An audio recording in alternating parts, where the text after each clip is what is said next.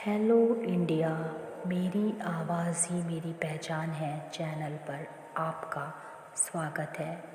अभी हाल ही में हम ज़िंदगी के बहुत ही ऐसे कि कड़वे अनुभवों से गुज़रे हैं और ज़िंदगी की सच्चाई बहुत करीब से देखी है। अब आप सोच रहे होंगे कि ऐसा क्या हो गया। हुआ तो बहुत ही कि जिसको कहते हैं ज़िंदगी का सबसे बड़ा दुख, जिसे कोई कम नहीं कर सकता। कुछ भी हो जाए पर उस दुख को ना ही कोई समझ सकता है, ना ही कोई कम कर सकता है। एक्चुअली चलिए ठीक है, बता देती हूँ आपको, अपने इस दुख में शामिल कर लेती हूँ क्योंकि आप सब हमारा परिवार बन चुके हैं, इसलिए अपना दुख आपसे शेयर कर रही हूँ। बहुत ही छोटा सा मेरा परिवार है ये, इसीलिए आप लोगों के साथ शेयर कर रही हूँ और बता रही हूँ कि माई मॉम इज़ नो मोर। अभी हाल ही में उनकी डेथ हो गई और जैसे कहते हैं कि वो हम सब लोगों को छोड़कर चली गई। आज हम इसी विषय पर बात करना चाहेंगे, जो कि एक बहुत ही कड़वा विषय है, पर जिसको कहते हैं कि सच्चाई हमेशा कड़वी होती है, पर सच्चाई सच्चाई होती है। और जितनी जल्दी जीवन में ये सच्चाई हम लोग को समझ में आ जाए, उतना ही हमारा जीवन जो है ना, वो थोड़ा सरल हो सकता है, जिसको कह सकते हैं। क्योंकि जो हम मानसिक तनाव से गुज़रते हैं, वो अगर हम ज़िंदगी को समझने लगेंगे तो वो तनाव शायद थोड़ा सा कम हो जाएगा।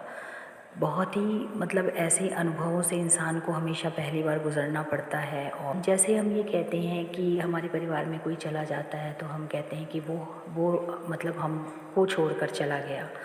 लेकिन हम ये उस वक्त जब वो हम लोग हमारा इंतज़ार करता है, जो इस वक्त बहुत ही कि बीमार है, या जिसकी ऐसी, मैं एक्सीडेंट की बात नहीं कर रही हूँ, जो लोग अचानक चले जाते हैं मैं उनकी बात नहीं कर रही हूँ। उनमें तो किसी को मौका ही नहीं मिल पाता है जाने का, उनको देखने का, या उनकी एक तरह से सेवा करने का, या वो जो अचानक जो कुछ हो जाता है, मैं उस चीज़ की बात नहीं कर रही हूँ।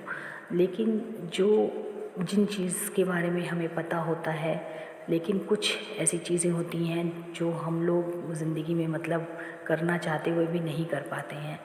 और होता क्या है कि हम लोग ये कहते हैं कि वो हमें छोड़कर चला गया, लेकिन वो तो हमारा इंतज़ार कर रहा था। एक्चुअली में वो तो एक बिस्तर पे जो कंप्लीट बेड रेस्ट पे है, और महीनों तक जो लोग रहते हैं वो तो सिर्फ इंतज़ार करते हैं अपनों का।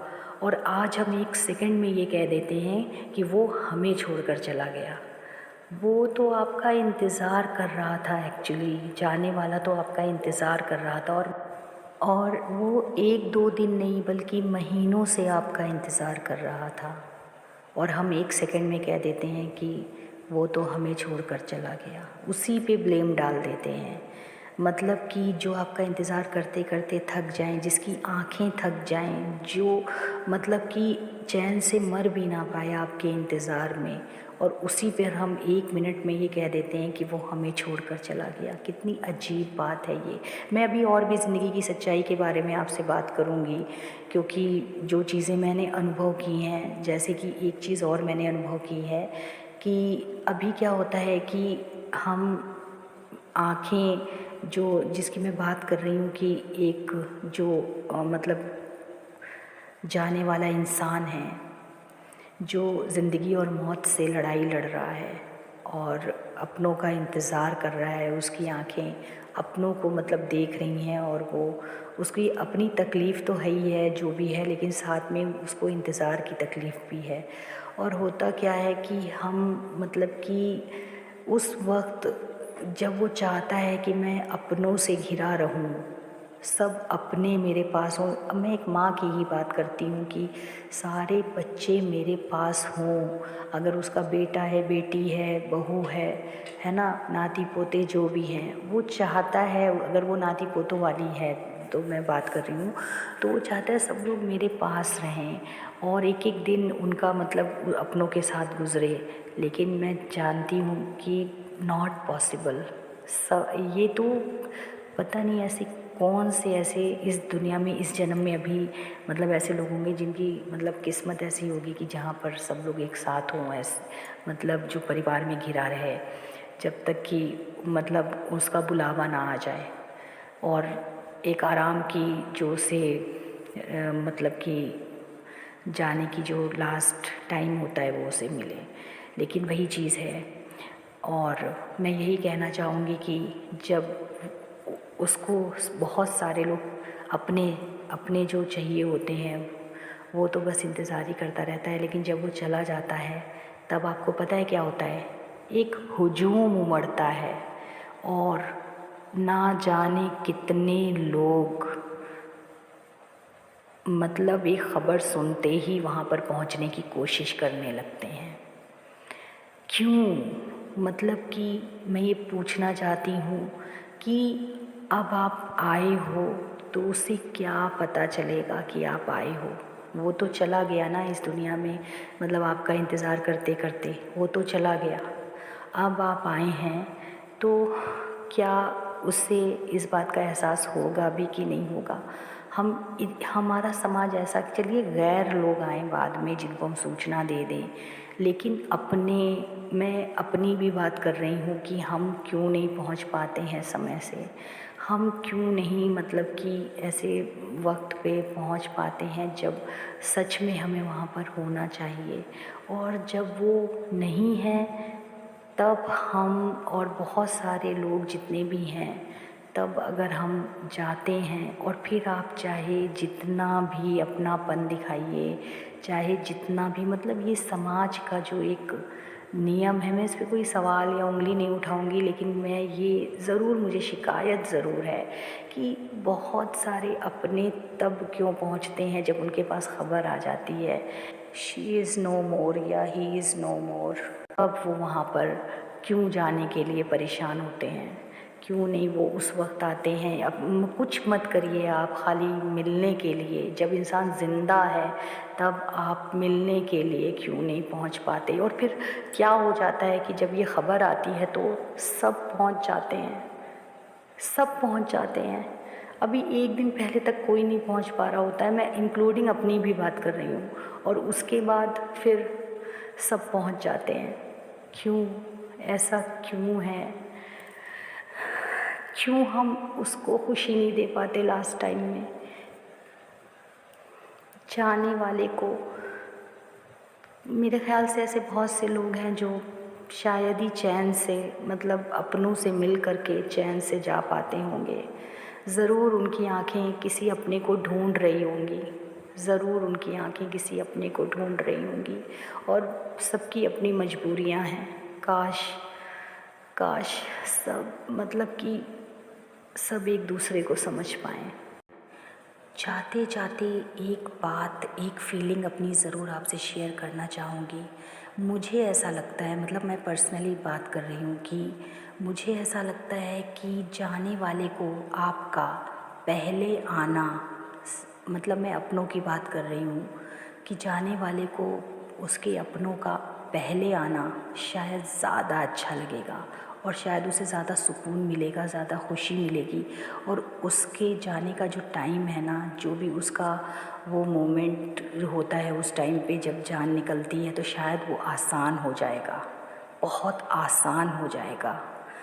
तो यही चीज़ है कि शायद मेरी ये इस वीडियो से थोड़े से आप लोगों के विचार में थोड़ा सा मतलब कि ये चीज़ आए कि बाद में मुझे समाज के को दिखाना नहीं है कि हाँ हम आए हैं, पूरी दुनिया को दिखाना नहीं है, लेकिन ये है अगर आप सच में उसके लिए फ़ील करते हैं तो मुझे लगता है कि आखिरी वक्त में उसके ज़िंदा रहते तक आपका जाना ज़्यादा इम्पॉर्टेंट है, उसके लिए ज़्यादा इम्पॉर्टेंट है, उसके लिए ज़्यादा खुशी का कारण है। अब जाने वाला तो चला गया, अब मतलब बस शायद ये जो मेरा अपना ये पर्सनल मतलब विचार है, मुझे नहीं पता, मुझे अपने आप से ख़ुद से भी शिकायत है, इसीलिए शायद मैंने ये वीडियो बनाई है, क्योंकि मैं उस दर्द को थोड़ा सा अपनी मतलब शब्दों में उसको बयां करने की कोशिश कर रही हूँ। Thank you so much for listening to me, thank you so much. And ये वीडियो मैं अपनी मॉम को डेडिकेट करती हूँ। मैं उनके लिए कुछ भी नहीं कर पाई, लेकिन जो भी है मैं इस वीडियो को ज़रूर डेडिकेट करती हूँ अपनी मॉम को। Thank you, Mom. Thanks for everything, Mom. I miss you. I miss you every time, Mom. Thank you so much, Mom. And I'm sure, Mom, and I'm 100% sure, Mom, that you will rest in heaven. That you will rest in heaven. आपके पास देर से आने के लिए और आपके पास देर तक ना रुक पाने के लिए अपने आप को कभी माफ़ नहीं कर पाऊँगी मॉम। हम अपने आप को कभी माफ़ नहीं कर पाएंगे। Thanks for everything mom and I am very sorry mom. हम अपने सभी भाई बहनों की तरफ से आपसे माफ़ी मांगते हैं मॉम। सभी अपनों की तरफ से हम आपसे माफ़ी मांगते हैं मॉम। प्लीज़ आप हम सबको माफ़ कर दीजिएगा, प्लीज़ मॉम।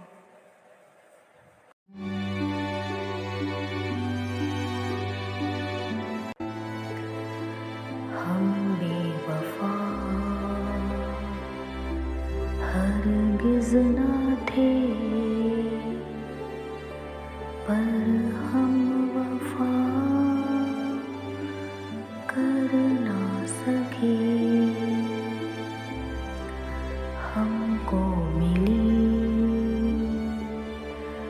उसकी सज़ा, हम जो खता कर ना सके। हम बेवफा हरगिज़ न थे, पर हम वफा कर ना सके।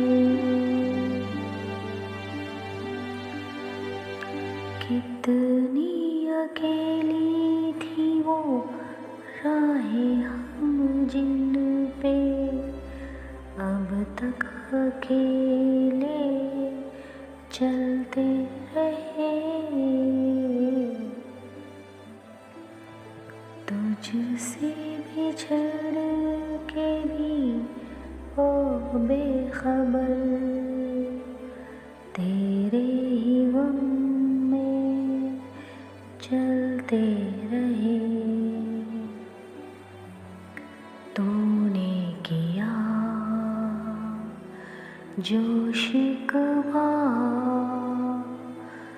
हम वो गिला कर ना सके। हमको मिली उसकी सज़ा, हम जो खता कर ना सके। हम बेवफा हरगिज़ ना थे। तुमने जो देखा सुना सच था, मगर कितना था सच ये किसको पता। जाने तुम्हें मैंने कोई धोखा दिया, जाने तुम्हें कोई धोखा हुआ। इस प्यार में सच झूठ का तुम फैसला कर ना सके। हमको मिली उसकी सज़ा, हम जो खता कर ना सके। हमको मिली उसकी सज़ा, हम जो खता कर ना सके।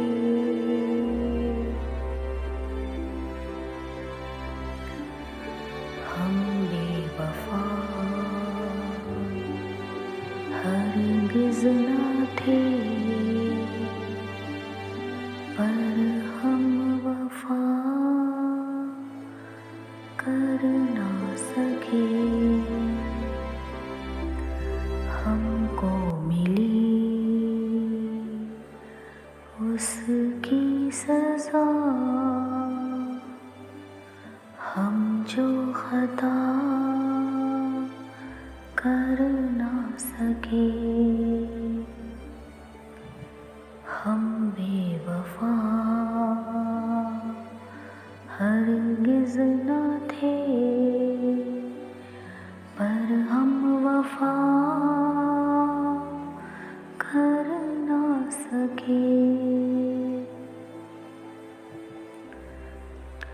कितनी अकेली थी वो राहें हम जिन पे अब तक अकेले चलते रहे। तुझसे बिछड़ के भी ओ बेखबर, तेरे ही गम में चलते रहे। तूने किया जो शिकवा, हम वो गिला कर ना सके। हमको मिली उसकी सज़ा, हम जो खता कर ना सके।